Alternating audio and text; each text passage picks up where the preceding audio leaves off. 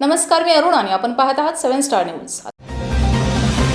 लोकनेते Hanumantrao charitable trust संचलित आदर्श pharmacy महाविद्यालय विटा येथील द्वितीय, तृतीय व चतुर्थ वर्षातील बी फार्मसीच्या पलूस व पलूस परिसरातील विद्यार्थ्यांनी जागतिक औषध निर्माता दिनानिमित्त पलूस बस स्थानक येथे पथनाट्याद्वारे औषध जनजागृती मोहीम राबवली।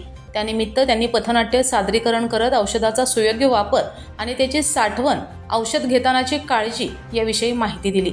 बस स्थानक परिसरातील लोकांना औषध वापराबद्दल माहिती दिली, त्यांच्या शंकांचे निरसन केलं व त्यांचा रक्तदाब मोजला। तसेच गोविंद वृद्धाश्रम तुर्ची फाटा मधील लोकांची विचारपूस करत त्यांचा सुद्धा रक्तदाब मोजला, त्यांच्याशी हितगुज साधले व खाऊ वाटप केला। तसेच सिद्धेश्वर इंडस्ट्रीज पलूस येथे सुद्धा कामगारांना औषध वापराबद्दल माहिती देण्यात आली व काम करत असताना काही इजा झाल्यास प्राथमिक उपचार कसे करावेत याची देखील माहिती देण्यात आली। यावेळी स्थानिक फार्मासिस्टचे सुद्धा सहकार्य लाभलं।